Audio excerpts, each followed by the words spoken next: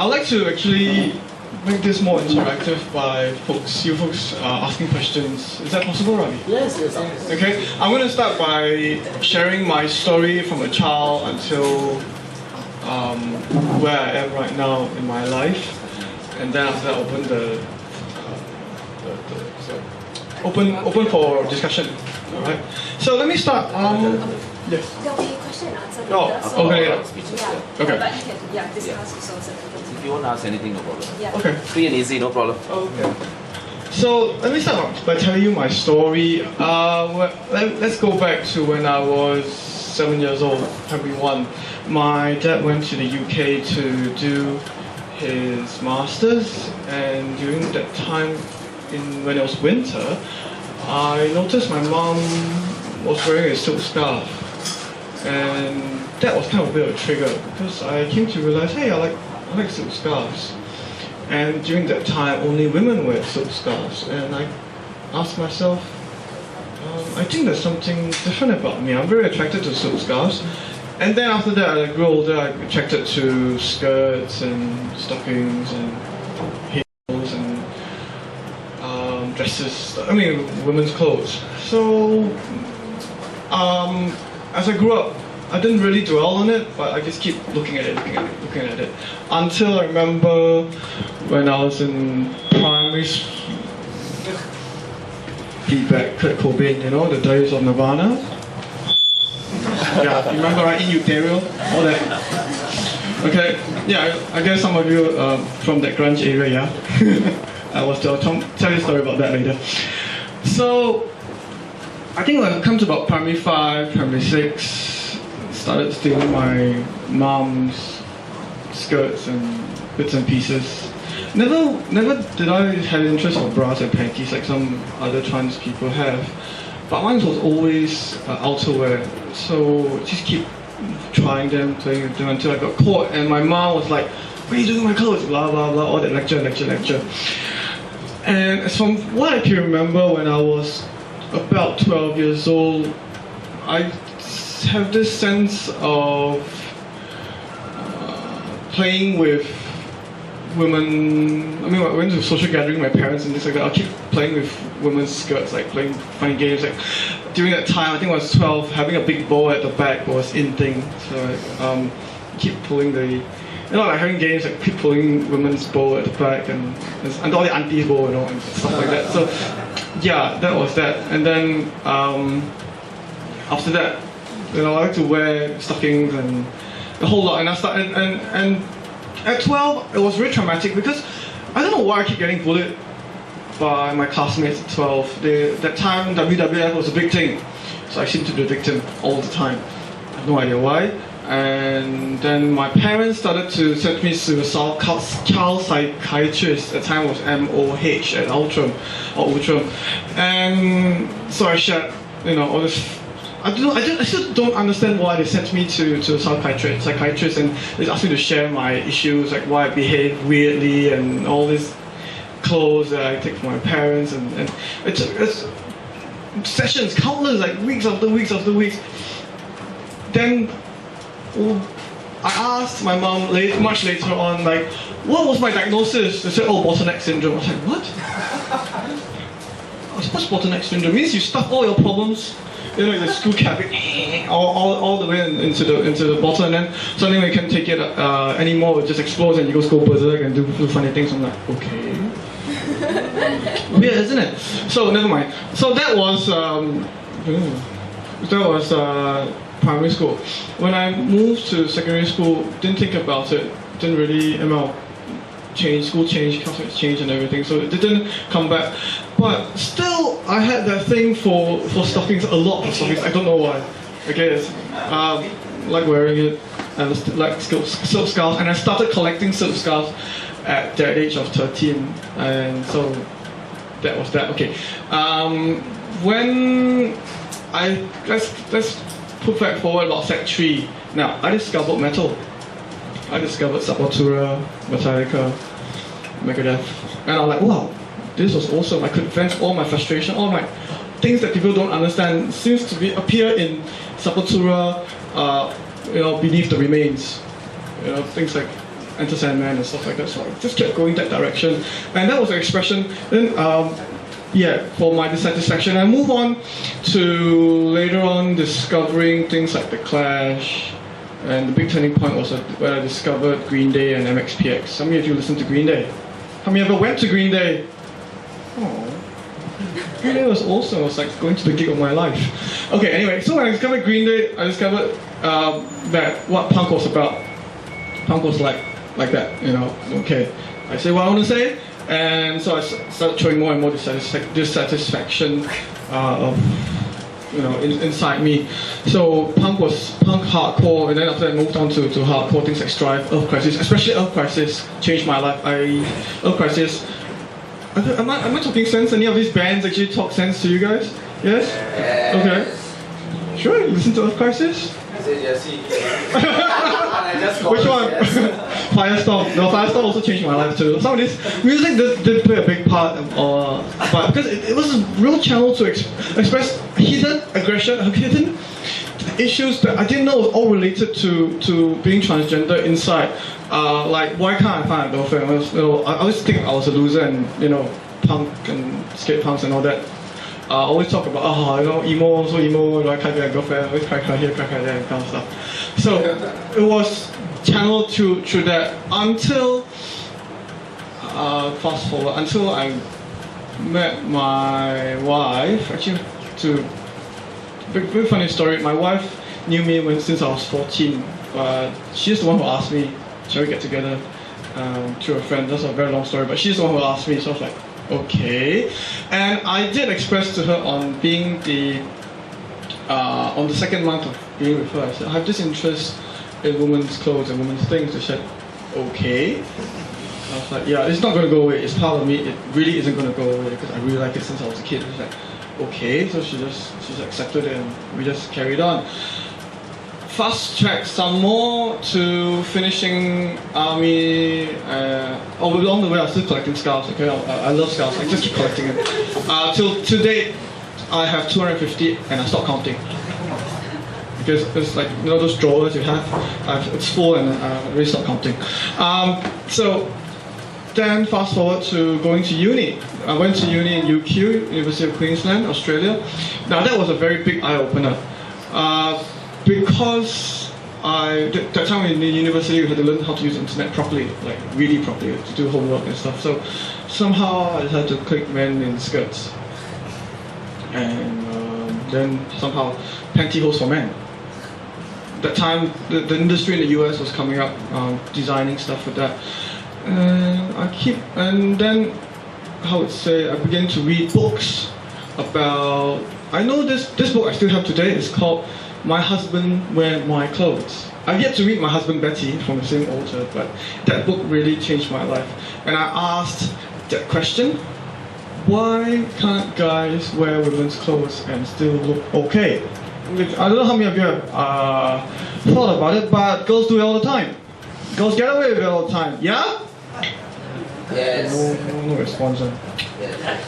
So, crying out, ladies, y'all can wear guys' clothes and think it's fashionable and it's okay, and there are a lot of girls who like to wear guys' clothes and they still go to the girls' toilet.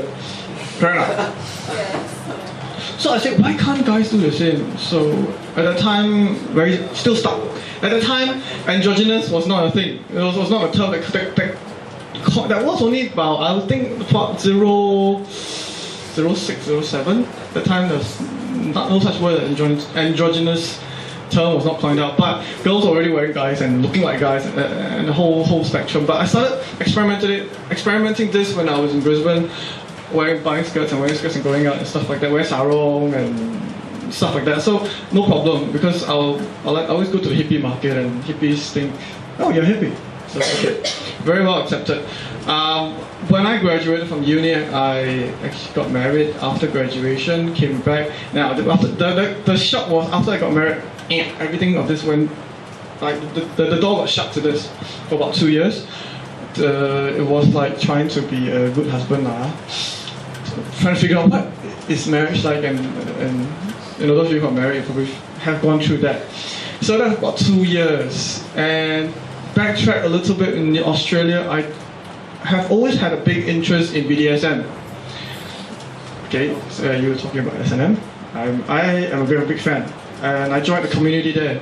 So I learned about how, what was being kinky like, as in like the true community sense of being kinky is actually a family. So when I came back here, I also started to try and find a similar family, because in that community there were also cross-dressers and other folks like myself in the same mind. So jumped back to Singapore, I was trying to look for that. That only opened up only on the coming third year of being married, and I found SG Dom Subs, which was then before BDSM Singapore. So joining this community was another opening of a box to say, hey, there are people who are kinky here. Okay, and yeah, a bit of a culture shock, because I didn't know Singapore had people who were open and had community and stuff like that. So that one first box was open, and then came along Friendster. Friendster, you meet people and see people's profiles. Like, hey, Singapore got cross dressers. So I started messaging randomly and trying to say hi and stuff like that. And also at that time, I read some article, I don't know which person, was an article about the plight of cross-dressers and stuff like that. Then, fast forwarding again to meeting someone called Nicole, across a T-girl called Nicole. And she was the one who invited me and said, hey, we come and meet up with the other few trans people, and I said okay. One day my wife was busy, went to a show with friends, and there was a gathering, so I said okay, let's go. I just went to Backstage Bar. How many of you been there? Yeah? Okay, Backstage Bar was a bit of a funny story, because before knowing Nicole and all that, I always passed by Backstage Bar. I saw that rainbow flag, gay bar. I was like, I don't know what is it like, never been to a gay bar in my life. So now I've been asked to meet Nicole at this gay bar, so quite scary lah, because don't know what I expect. See, because I have a phobia of men. Sorry, but I just cannot handle it. Okay, so I went up and then I met and found that the other cross-dressers were very, welcoming. I could connect with one in particular. And after we became friends, and became still very close friends, and that opened up that box, Jack in the Box, and that was it. It was like I never turned back after that. I asked how they dress, how like the whole psychology. Some were married too, and they said, oh, their wife tolerated it and stuff like that. And so I began that journey of, we call it transitioning, of learning how to look like a woman. Learning about clothes, makeup, a whole lot. Looking at YouTube, and also found out that in the US, this channel called 2020, there was this series about transgender children on YouTube. I was like, okay. Then after I looked at it, I was like, I think I'm a transgender child. And as I got to know more and more friends from this network called SG Girls. Anyone heard of it? Yes? Okay, I'm a co-owner. And from there, I got to know more and more friends. I was like, do you felt something when you were a child? I said, yeah, something is not right, and yeah. So actually, I believe there's being transgender is something you do not choose to be in, I guess. For me, I knew as a child, 7 years old. What did I know? It's not a choice that I want to make. I think if going back to, if you rewind or give me a choice, I would just choose one or the other and just forget it. So much headache. The pain to ayo. Okay, but the good thing was I met my psychologist through my work at Mandai, Orchid Garden. That's where I work, and I'm finishing that run there. And that's how I met Ravi too. You're wondering how I met Ravi? It's because of my colleagues who know a friend, and he came to the garden and we got along very well, yeah? So, yes, so through the psychologist, yeah, that's Ivan, that's because of, why are you pointing me going? Through this Choi's help of talking and back from the back, actually she said that it's a fetish. She said it was a fetish. I was like, huh? Why fetish? She said, oh, because of the scarves, the stockings, the shoes, and everything. All these items. And she is actually a PhD in clinical psychology in transgender, and she's practicing in Brisbane. She said, because you... I said, why? She said, oh, because you didn't feel like cutting off your genitals when you were young? Well, I did contemplate changing sex before, okay? But it was not so extreme like, I want to take a knife and cut off my dick. You know, not that bad. Yeah, I did contemplate about it, so... And then from there, I think, as I moved on to study more and more, like I read her world and stuff like that to learn how to be more women. Adam Lambert sprang up and changed the entire music industry, changed the entire, whatever the thing about this. Her word androgynous became trendy. I was like, wow, I've thought about it so long already. Now then it became trendy. But it was a good thing. It was a good thing for folks like myself where we are stuck. I'm really stuck. I can't go 100% left or 100% right. It means I can't go 100% M or F. And so, okay, finally, guys, or born males like myself can have a chance to be who we are and start. Then came along this thing called gender neutral from New South Wales government. I would like to say, I'm very happy for Australia because I was like, wow, okay, finally they're not bogans. Unfortunately, the state of Queensland is bogan because they said Chihuahua and Pomeranians are listed under the list of 101 breeds of dogs that are dangerous. Chihuahua? I own a Chihuahua. Dangerous? Pomeranians? Yeah. So, okay. Anyway, so New South Wales government recognizes gender neutral. Means neither here nor there. I said, I think I belong there. So, but on the sexuality side, I am attracted to women.